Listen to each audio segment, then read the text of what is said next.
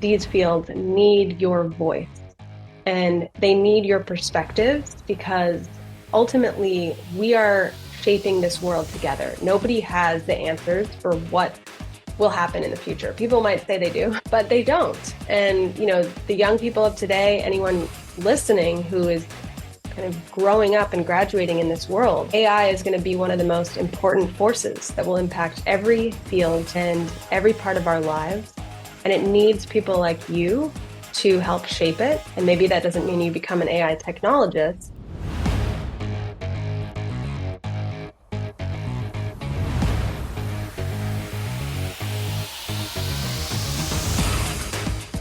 Good morning, good afternoon, or good evening, depending on where you're listening. Welcome to AI and the Future of Work. I'm your host, Dan Turchin, CEO of PeopleRain, the AI platform for IT and HR employee service. Our community is growing thanks to you, our loyal listeners. If you're not yet subscribed to our newsletter, do it. Join us. Each week we share tips and tricks and fun facts that don't always make it into the weekly show. And you get a chance to hear additional questions and comments from the mailbag. We will share a link to subscribe to that newsletter in the show notes. If you like what we do, please tell a friend and give us a like and a rating on Apple Podcasts, Spotify, or wherever you listen. If you leave a comment, I may share it in an upcoming episode like this one from Pamela in Fort Wayne, Indiana, who's a programmer for a defense contractor. Pamela listens while gardening.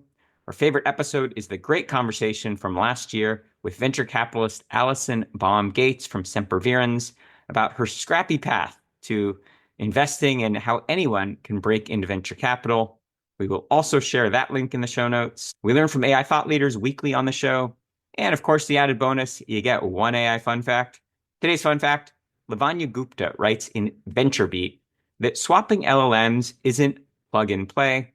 Lavanya describes why it's impossible to avoid LLM lock-in when building high-quality, resilient apps, despite widespread beliefs that LLMs are a commodity.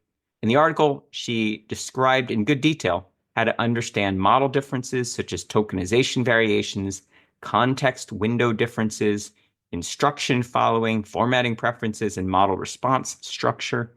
She then provided a code-level case study on migrating from OpenAI to Anthropic.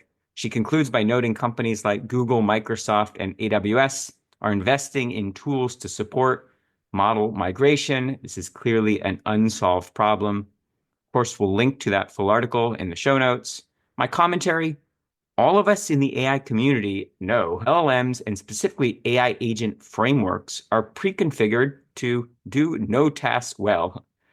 User expectations are extremely high. Every agentic application where AI is doing some task on its own is compared to how a human would do the same task. When evaluating how to automate any use case, think first about how a human would do the thing. We should never let enthusiasm about bot capabilities distract us from the human experience.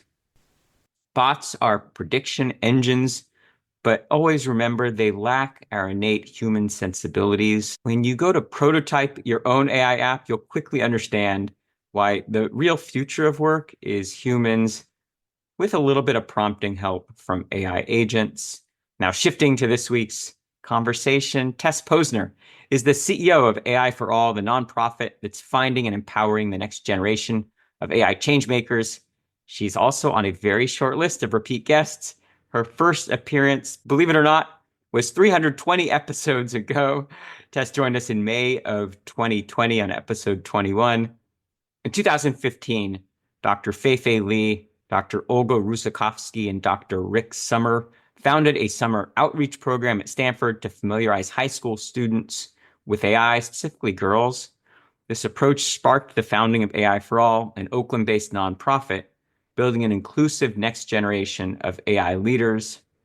In 2017, Tess joined AI4ALL as its founding CEO. In addition to her day job, Tess is an accomplished musician whose first EP was released in 2018. Her 2023 release, Alchemy, has over 600,000 streams on Spotify and 2 million views on TikTok. She was named a 2020 Brilliant Woman in AI Ethics Hall of Fame honoree. Tess received her undergrad from St. John's, Go Red Storm, and her master's from Columbia. And without further ado, Tess, it's my pleasure to welcome you back to AI and the Future of Work. Let's get started by having you share a bit more about that background and most notably, how you've been in the last 5 years. Hi, Dan. It's great to be back. Thank you so much for having me back on. I really appreciate it. I remember our last conversation and how much I enjoyed it. And it's really wild to think back 5 years ago because I think we were still in the middle of lockdowns when we had that conversation. Um, and it was just like when I think about how 5 years feels, it's a pretty weird one, I'd say. Like the time both feels infinite and short simultaneously. So anyway, I've been good. I think all of us coming out of the pandemic, there's a lot to unpack there and still a lot of wild things happening in the world, especially in the world of AI. It's been a really amazing wild ride for AI since then. So yeah, I've been good. And just to share a little bit more about my background. So before AI4ALL, I've been working for over a decade on initiatives related to technology and access. I think that, in that time and to some extent even before then, technology went from a specialized skill to something that everyone has to know to even participate in our society, in our economy. So, for example, in 2012, I started a program that focused on teaching digital skills, really thinking about the future of work back then and how technology is going to be intertwined. We were actually teaching people how to succeed in remote work, which we had no idea in a decade would be everybody's doing remote work, and who would have guessed how that actually went down. But we were focusing on Americans most left behind, the digital divide, and really thinking about how that excludes people from participating in the economy. And then after that, I worked on an initiative out of the Obama administration called Tech Hire. And we were working on skilling up Americans that were taking non-traditional pathways into the technology space. So mothers returning to work, veterans. We had a program for former coal miners who had been displaced, and young people who were sort of graduating from college and high school and thinking about how can coding boot camps and these ways of skilling up support these populations when all of a sudden everyone needs workers, everyone needs engineers. So how can that be an opportunity for people that would otherwise be left behind? I think we were doing that work in 70 cities, states, and rural areas across the country and seeing just all of these different examples of how much amazing untapped talent there is, number one. But number two, what kinds of skills and changes were happening in the technology space. So that's when I started to see the early seeds of the AI field starting to grow and kind of crop up.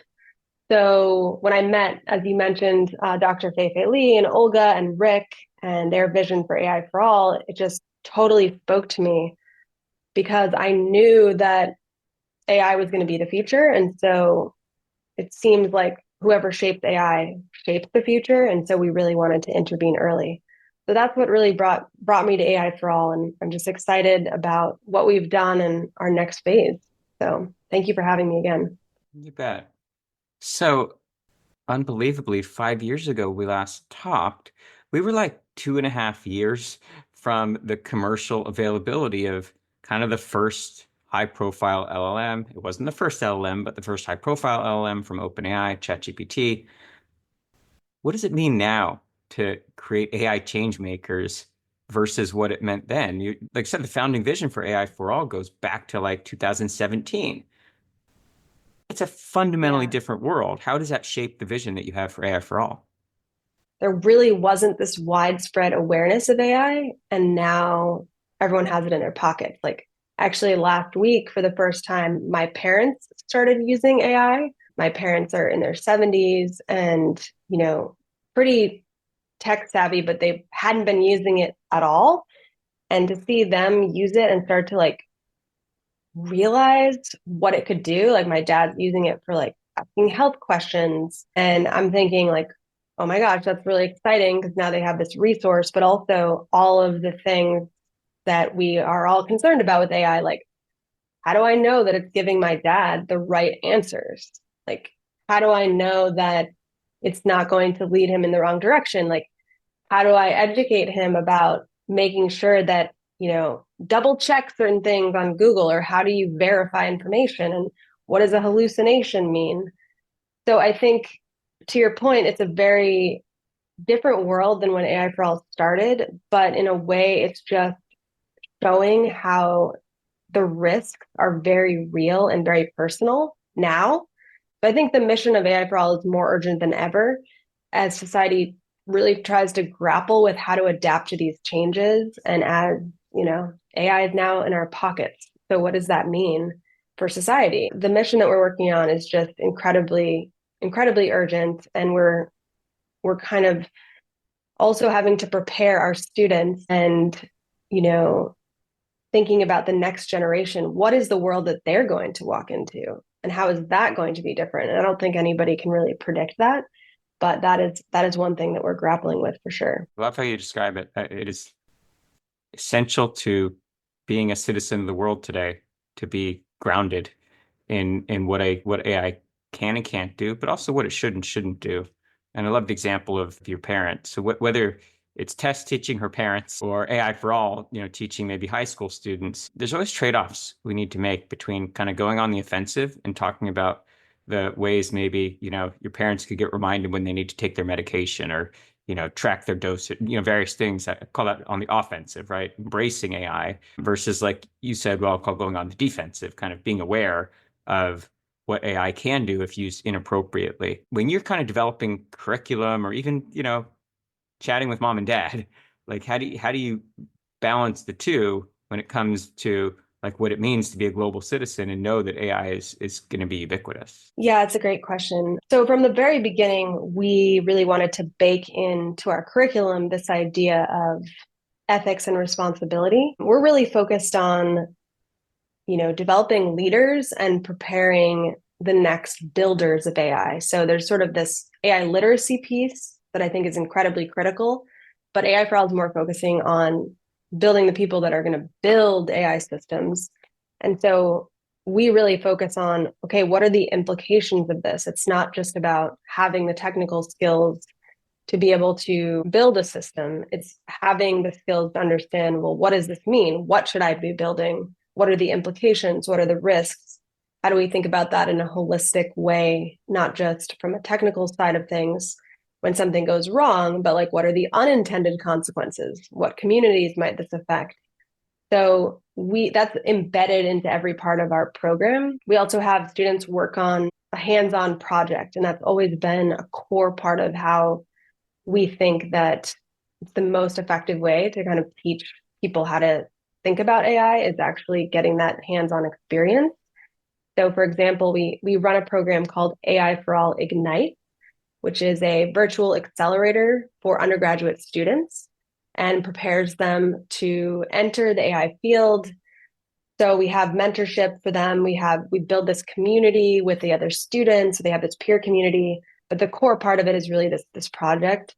So some of the recent projects are like brain tumor identification, developing a tool for tracking eye movements for more accessible scrolling, predicting startup success, credit card fraud detection, and students work closely with a mentor in the field to complete these projects. And that's a really great way for them to see, not only get that technical hands-on skills that prepares them for internships and going into their next step in the field, but really understanding the implications.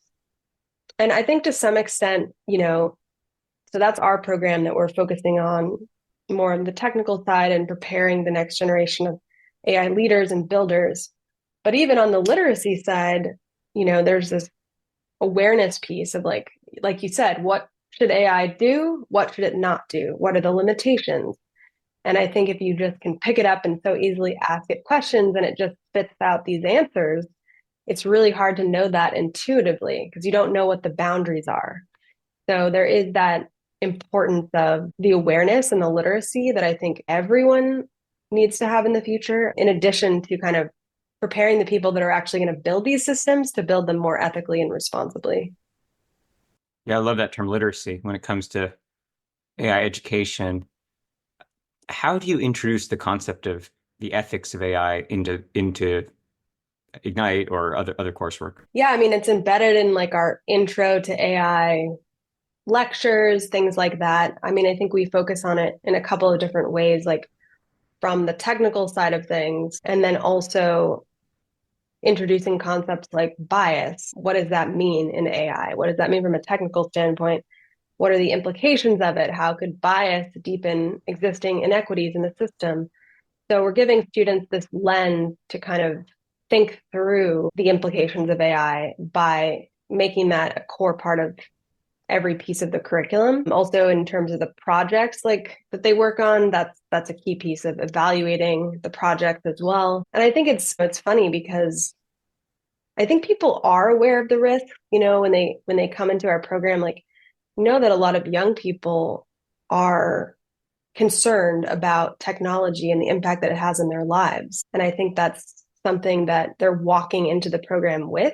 They're also walking into the program with their unique perspective. So we're focusing on recruiting diverse students from all over the country, from all different backgrounds. And so they're coming in with their life experience and what problems they care about solving in the world. And, that time in your life is so rich for thinking about where you want to fit in the future and what you're passionate about. And so what we're really trying to do is connect AI to that, the students' passions, their unique experiences, their unique lens on what the most urgent and pressing problems are in the world.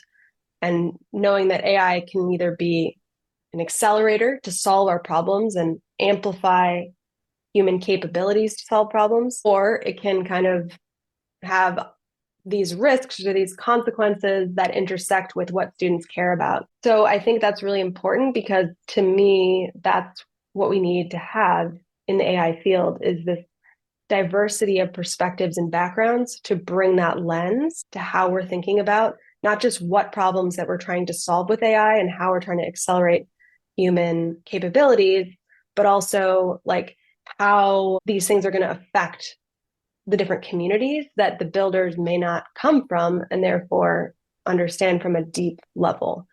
So those are really the two pieces. One of our students, one of my favorite stories is Maya. She did our program years ago and she's actually come back, which I absolutely love, as a student mentor for some of our programs now. But she was really passionate about going after combating inequities in the communities that she cares about. And so she learned about bias in AI when she first took the AI4ALL program and how AI's growth could deepen existing inequalities and inequities. And she said that was a turning point for her.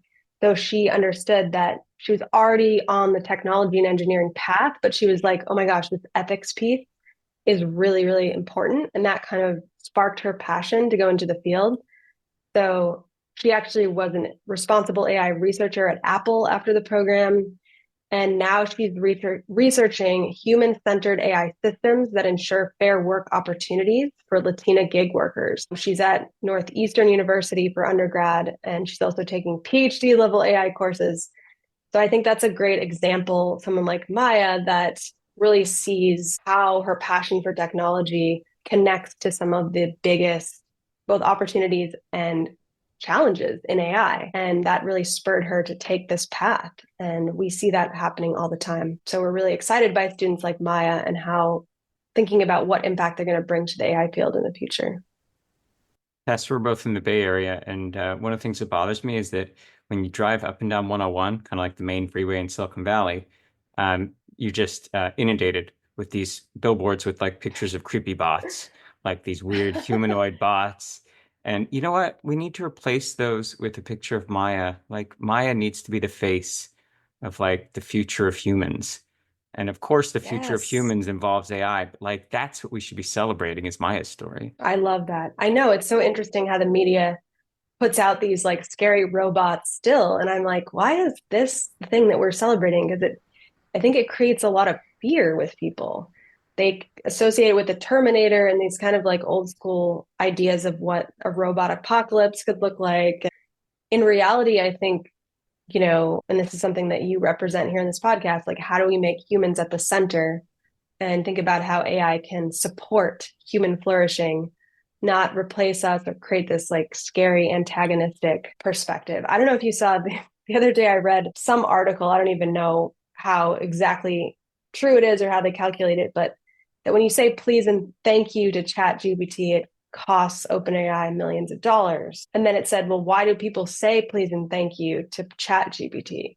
And one of the leading reasons was because they're afraid of the robot uprising, and that if they weren't polite to chat GPT, it's going to remember and kind of target them. And I just think that's fascinating for how we're relating to these systems, that there's an underlying fear embedded in it. And we're sort of trying to take steps to prevent something bad from happening in these bizarre ways. Yeah, that's a great example. They're tools that augment what makes us human, like fire or the wheel, but we should never confuse Right. them with humans. I think we do a disservice to humanity that we measure the technical progress we're making by things like the Turing test, which essentially measures how close we are to getting a bot to confuse a human into thinking that it's a human. Well, since when was that a goal, right? Why should that be Right. something we aspire to?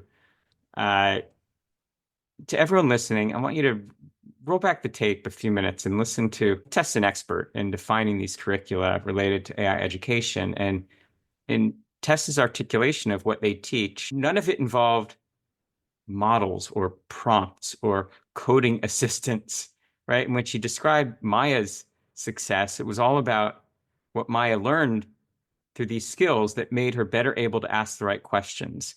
Because increasingly, the skill that we're all going to need is the ability to tell stories and ask better questions, because part of the benefit of having AI as a companion or a thought partner is that things that we maybe can't recall, or things where the brain isn't great at doing certain skills, we'll be able to kind of offload that to a bot. Um, Tess, I just wanted to tease that out because it went by quickly in the course of the conversation.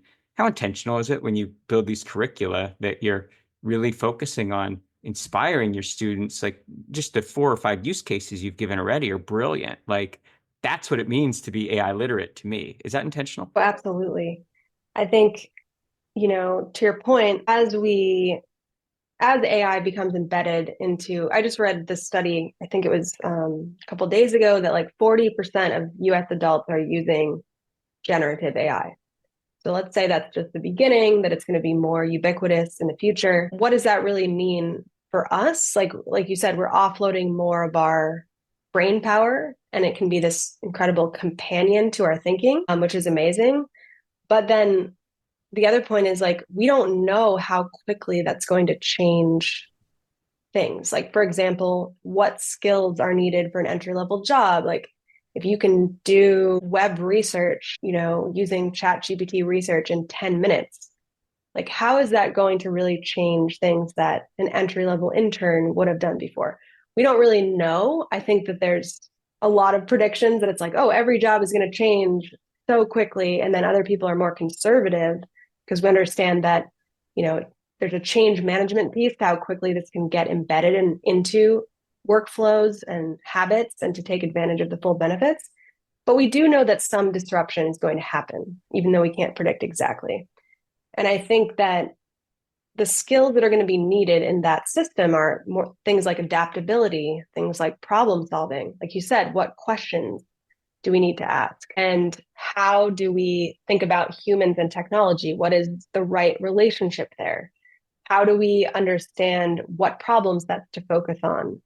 How do we understand the risks? Like, all of these pieces to me fall under the bucket of like critical thinking, problem solving, empathy, like really listening and understanding how things will affect communities. I think those are the skills of the future. And that's absolutely a core of what we're embedding into AI for all, because we believe that the builders of these systems in the future will absolutely need to have those skills because of how uncertain the world is that they're going into, how much technology is going to change things, other challenges that are facing the world, whether it's like political divide, environmental instability, and climate change. Like, there are big challenges ahead. And I think none of us have a crystal ball.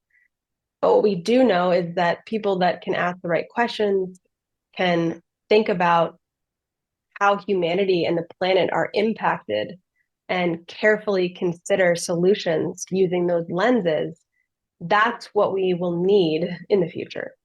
That's very much a part of our vision at AI for All is, and why we are called AI for All, because we believe if our students who come from a diverse set of backgrounds and life experiences that are trained with that type of lens, that the results of the technology, what is built, how it will impact society, will be better because of that.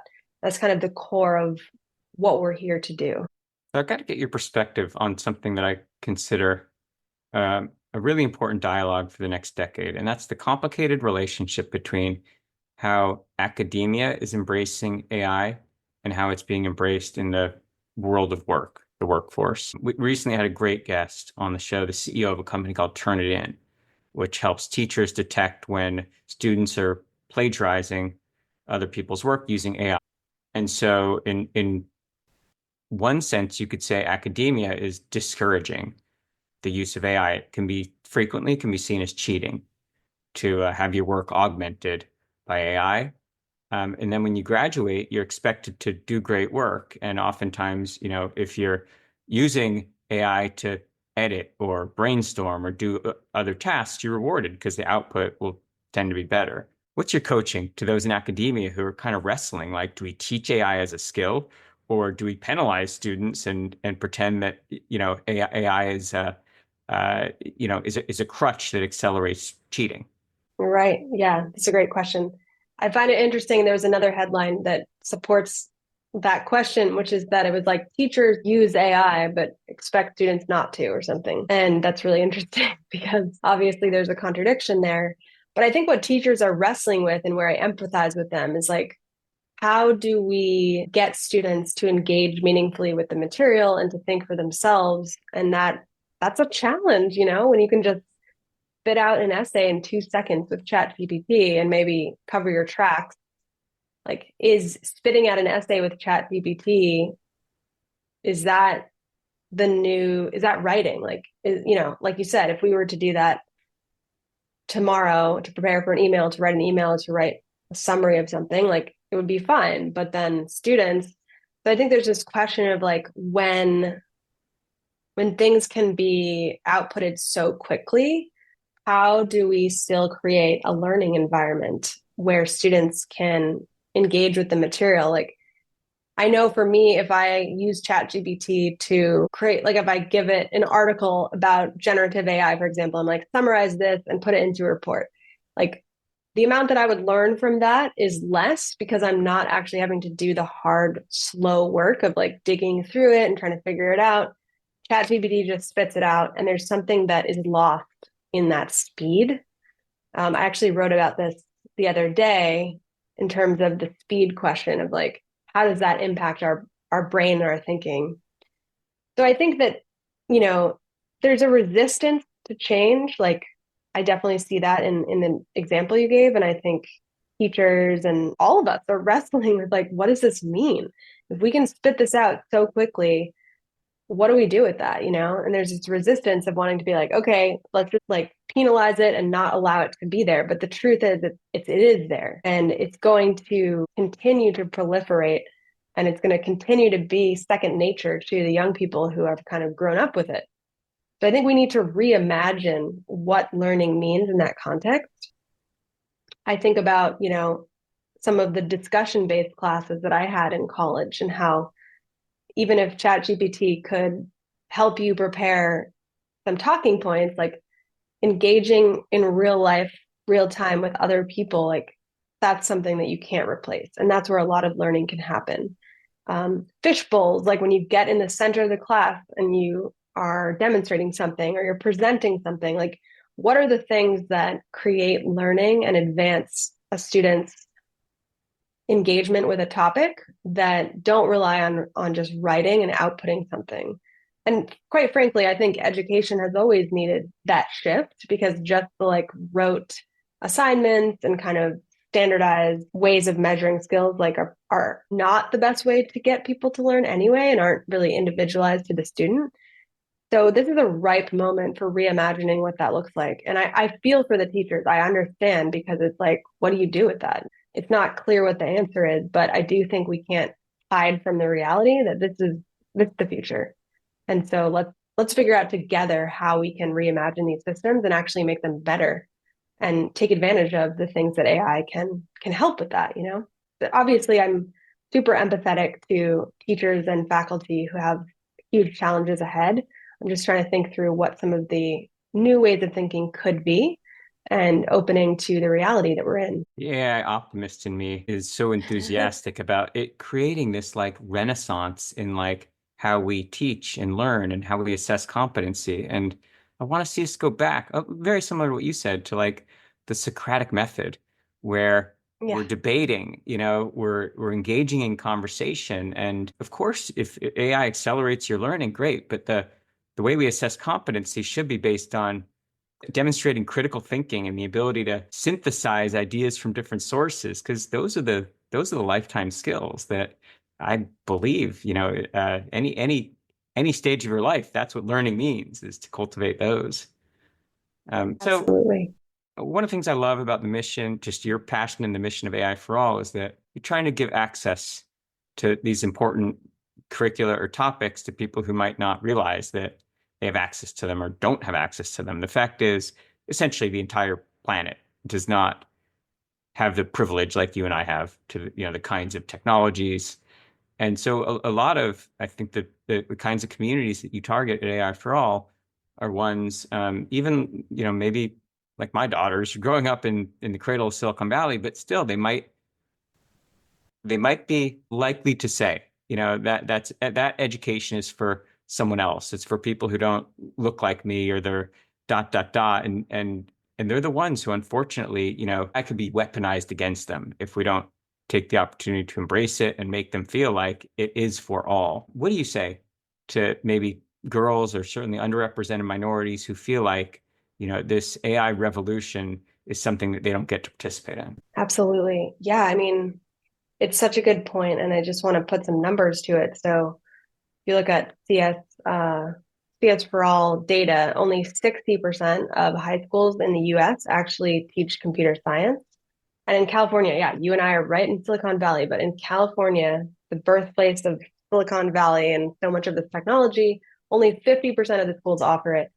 And, in a lot of ways, like that foundational computer science is where students would get exposure to this and really understand like what it takes to get into the field and opportunities there and start to build some of those math and skill sets that are important and foundational for going into this path in the future. So the access piece is huge. Um, Also think, yeah, like we can see that even though 60% of public high schools offer computer science, only 32% of students who took these classes are young women.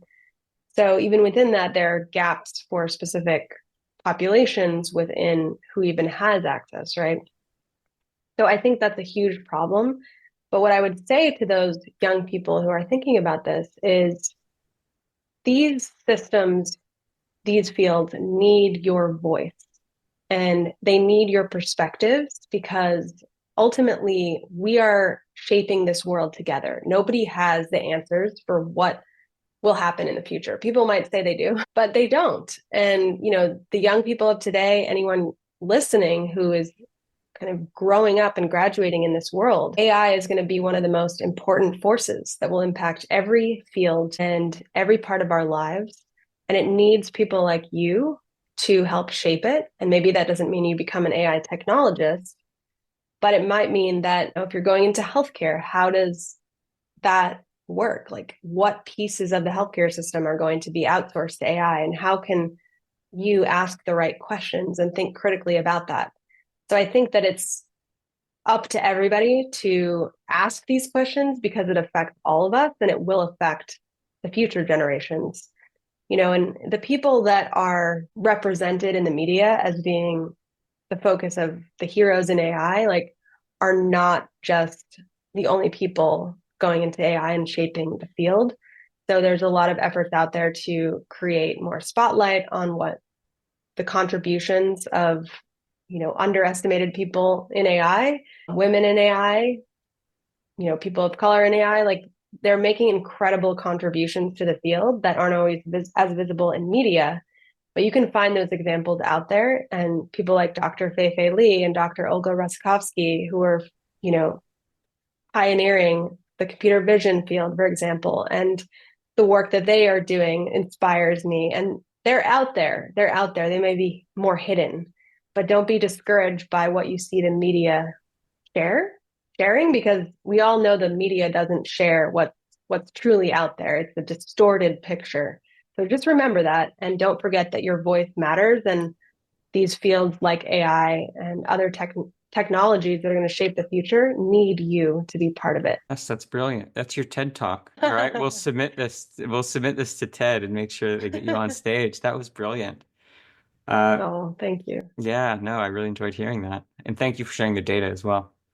Of Tess, we're course. way over time, but I'm not letting you off the hot seat without answering one last important question for me.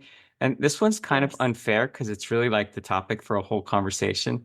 But I need to get your take on it. So as Tess, the artist and the musician, I want to know what your perspective is on a world where AI is creating content. And just maybe to make it very real, Tess Posner, the artist, let's say your unique individual work is getting hoovered up by LLMs, and someone comes along and produces, Tess Posner 2, and it's an AI generated version, based on some original ideas from you. There are lots of different directions to go with that, but I just want to get your perspective as an artist on what it means to be in a world where creatives are collaborating with, but also competing with AI. Absolutely. It's the first time that I heard an AI generated song, the more recent, I mean, I've heard them where I was like, oh, whatever, that's nowhere close. But recently I heard one of them in a listening session with a bunch of other artists and musicians. And it was after the fires in LA.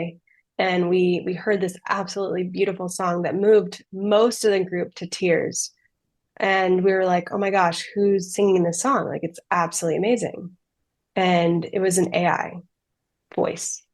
And I'll admit, like, I'm in the AI field. I know these things are happening, but I was pretty shocked because I thought, okay, the human voice is one area where, like, that's not getting replicated. But it kind of shook me because I was like, okay, I know that I believe that the core of art and creativity and all these pieces, like the human soul, is what makes it good and what makes it connective. And at the same time, we're wrestling with these pieces. Like, will you be able to tell if something is an AI versus a human? What does that mean? Obviously, there's all these questions about like copyright and what data things are trained on, and how to actually like recognize the artists who went into training the LLMs. And that's a whole can of worms and question that I don't have the answer to, but I think it's critical that we wrestle with it. But I think, to your other point of like, okay, what would happen, if this is replicating me? I think it's a question facing all of us, is like, what is going to be our relationship to this? In my most fun moments of creating music, there's a lot of tools that I use. A lot of tools that back in the day people would have said, oh my gosh, that's like cheating, right? A lot of the plugins that I use in my production process. But I think that ultimately every technology can be a tool to enhance creativity. So it may seem like, oh my gosh, it's just replacing us now. But in my heart, I believe that it will be this tool that will help expand our creativity. I just saw a music video. Snoop Dogg came out with a new music video that was a partnership between him and his team and AI. And I have to admit, it was super creative and super fascinating. I was like, wow, there's so many possibilities of what we can do and how we can create new things using that, as long as people are at the center. And I think we find a way to recognize the artists and the work that has been done to train these systems to even create that. So there's kind of those two pieces of it. But overall, I think it's something that I see as a tool for creativity, and I'm excited to explore. I've tried to use it as a songwriting partner unsuccessfully. It's mainly like a thesaurus at this point, finding other words for things. But I really tried. I'm pushing the limit of like how I can collaborate with this. And I think it'll get better and better and better to the point when it is very interesting to think about what that actually means. So we're in for a wild ride. That's all I can say. And I'm hopeful that we can use it as another tool that becomes something that enhances how and what we create in the future. Very enlightened way to think about it. And I think certainly as the listening audience, we benefit from just a proliferation of ideas. And that's always been the case throughout history that it might have been people innovating with new art forms and that sort of thing. And maybe the pace of innovation accelerates thanks to AI, but in no way do I think it diminishes the human contribution. I would expect Absolutely. you to say something like that, but I'm glad that's your perspective. So you've got to listen to this recent episode we did with this Hollywood producer named Marcus Bell, who I think he went to Berkeley School of Music, very accomplished, and he's done great things. He produced for Beyonce, etc. But he generated the first AI pop star called Raven Light, and I'll send you a Wow. link. But Raven Light, it's it. I think it is the proper pronoun. Has become quite popular. And it's very well acknowledged that it's AI generated, but a lot of people like the music, and I think it's not deceptive in any way. It's just it's out there for the community to judge. If that's something that we like, there'll be an appetite for creating more like that. But I celebrate that we live in a world where Raven Light can exist and Tess Posner can exist, and I can choose, whose art I love. But yeah, Wow. That's exciting amazing. times. Can't wait to listen to that. Yeah, I yeah, know yeah. it is. It really is. Tess, this has been brilliant. I really so was looking forward to this and just enjoyed the conversation. Before we can let you go, where can the audience learn more about AI for all? And most important, how can me and the audience help you? Oh, well, thank you so much. Well, number one, we have a program for college students, and we're about to actually run this one in the summer. But if you have students that might be interested, we're going to open applications soon for the fall. So you can find us if you search AI for All. You can go to our website, and there be a link to applications. If you work in the AI field, if your company is using AI, we would love to work with you because we have ways for people to get involved, mentors, volunteers, things like that. So please reach out to us. We're always looking for that collaboration. And also, if you just want to learn more, we're also happy to connect because we believe this is an ecosystem. This is a community effort, and it's all about the people. So we look forward to connecting with some of the listeners. We will share all of those links in the show notes, okay? Tess, Amazing. it's Thank not you. going to be another 5 years, okay? This was so much fun. I loved hanging out. Thanks for coming by. Thank you. This was so much fun. I appreciate Yeah. it. And yeah, not 5 years. Let's do it sooner. You bet. Gosh, well, that's more than all the time we have for this week on AI and the future of work. Thanks again to Tess Posner from AI4ALL. And as always, I'm your host, Dan Turchin from People Rain, and we'll be back next week with another fascinating guest.